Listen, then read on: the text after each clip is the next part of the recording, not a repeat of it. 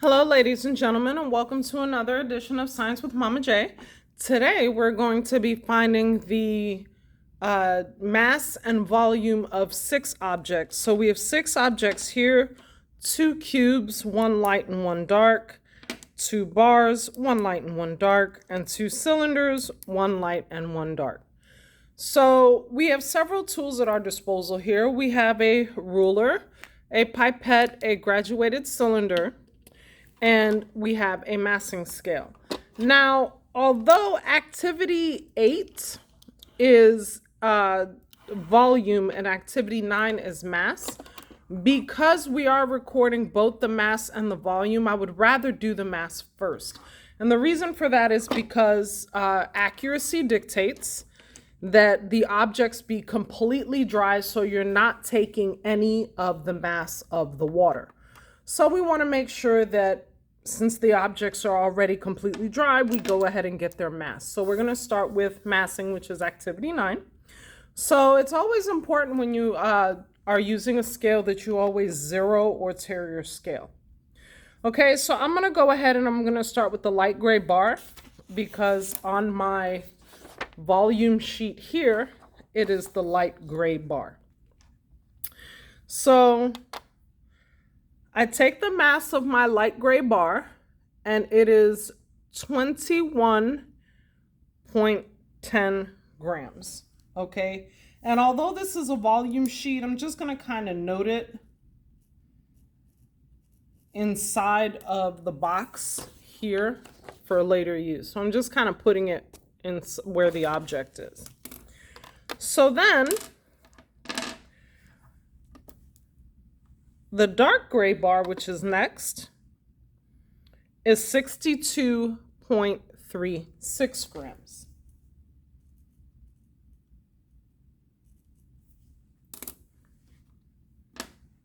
Okay, so the next thing we're looking at is the light cube. And I always zero out the scale before every use. I just feel that it's important. So the light gray cube is 43.90 grams.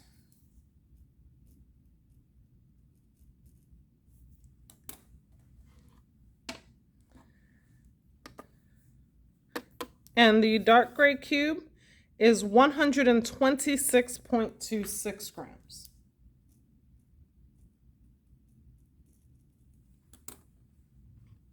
Now, the light cylinder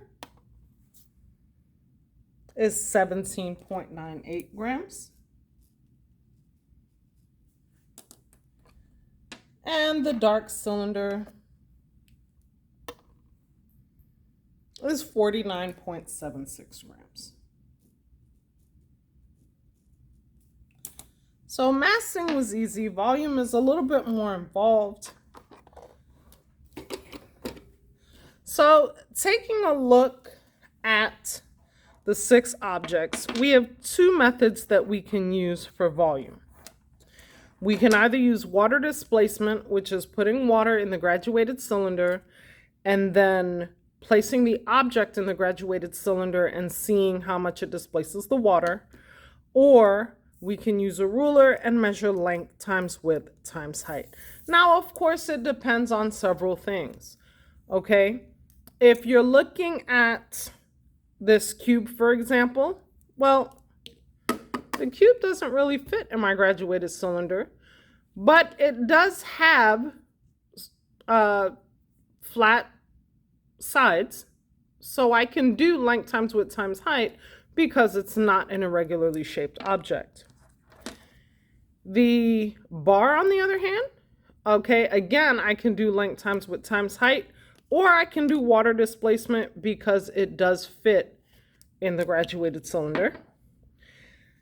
The cylinder, the best way for me to measure volume is simply by water displacement, because I can't do length times width times height and get an accurate measurement. So the first thing we're going to do is we're going to add a certain amount of water. Now we're going to put about 30 milliliters of water in here.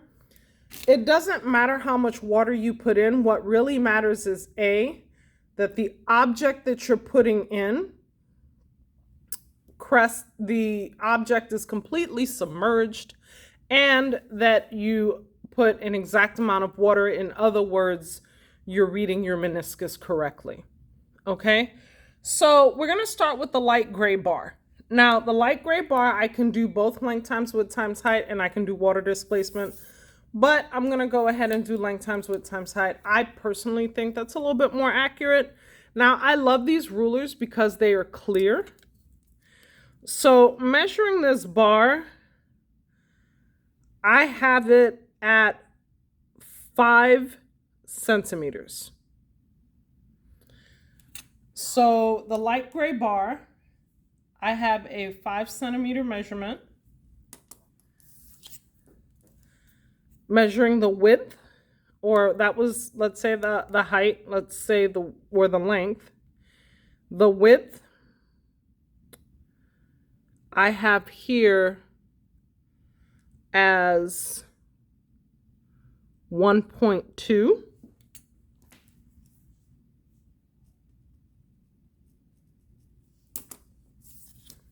And then up here, I have as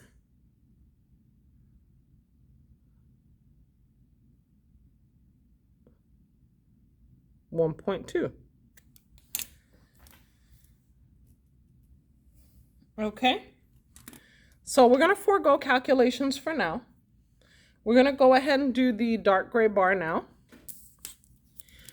Okay, and so the dark gray bar, we never make assumptions. I know they look to be about the same, but we never ever make assumptions. We always measure everything. That's best practices in science. Okay.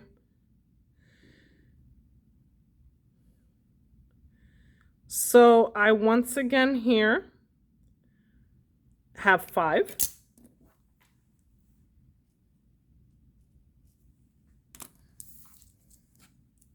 Now, some of these do have some imperfections, you can probably see. So it can cause a certain % of error when you're doing your measurements. For example, there are some divots here, and that divot, and you can actually see that this is not completely even. So that's going to impact our results slightly. So there is a certain percentage of error. So looking at the width,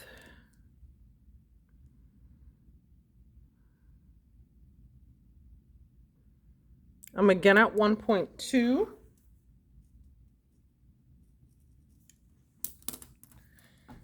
And up here,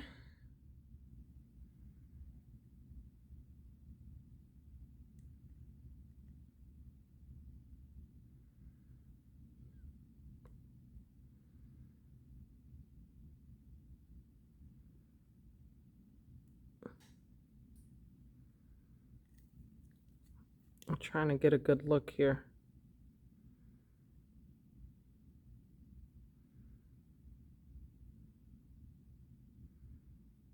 This one looks to be a little bit bigger than 1.2.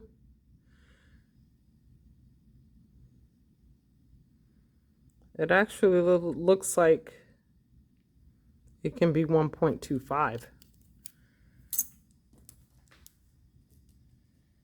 Okay. So now, but then again, as I said, there are some imperfections. And even putting them head to head and just kind of feeling around, they aren't exactly the same size. So we never make assumptions. Okay, so now the next one is the light gray cube. And again, we said it really doesn't fit in here, so we don't really have a choice but to do length times width times height. Okay, so now this is 2.5.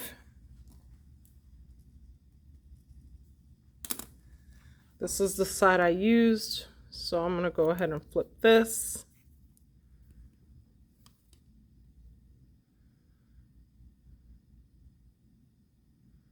This is 2.5.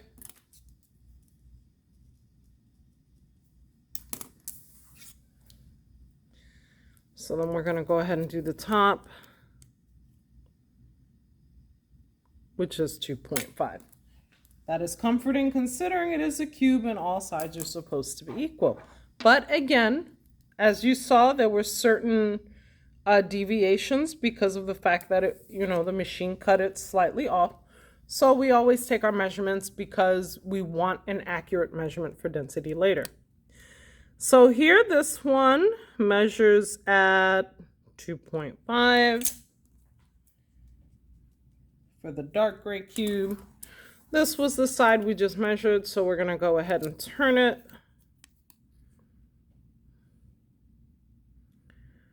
2.5.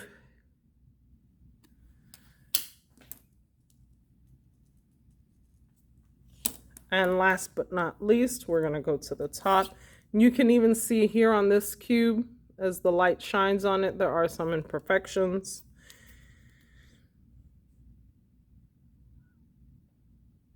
But in terms of the width, it is 2.5.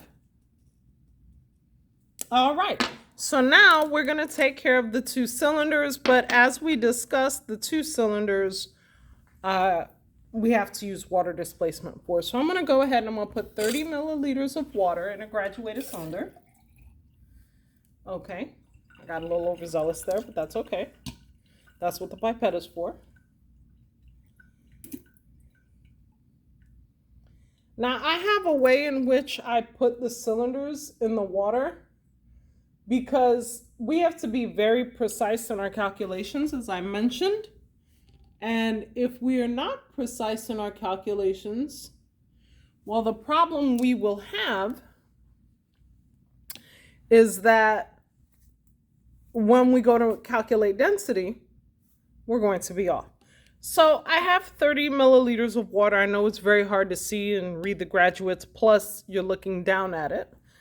But when I take the cylinder, and I'm going to go ahead and start with the light gray cylinder, I turn this to the side as much as possible, and then I gently place the cylinder in there. I push it in as much as I can, and then I turn it slowly. And the reason I do that is because if you were to just drop it in, it would splash.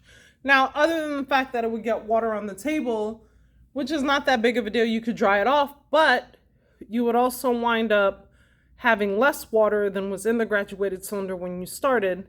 Your measurement would be inaccurate, and then your density calculation would be inaccurate. So, looking at the water displacement, I went from 30 to 36 milliliters. So,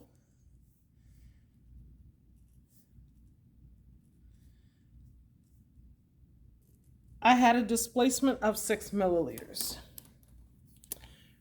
So taking that out and grabbing some paper to dry it off.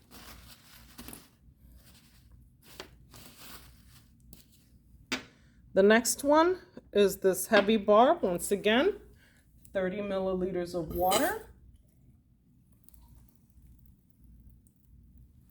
Not as overzealous this time.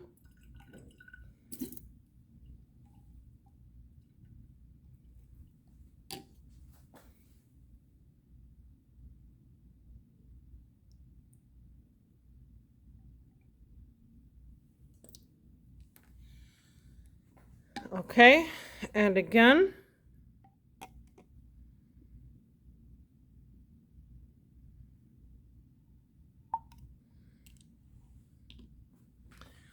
and our measurement here is once again from 30 to 36, or a change of 6 milliliters. Okay. Now,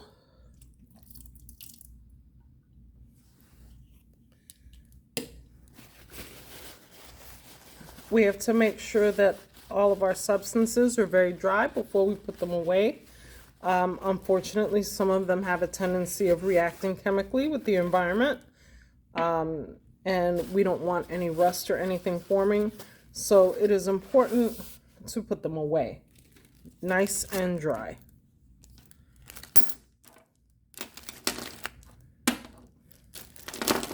So that is how you do the measurements for volume and mass. I hope this was helpful. We will go over how to do the density calculation in the next video. Hopefully this was of help, and I look forward to seeing you next time. Bye.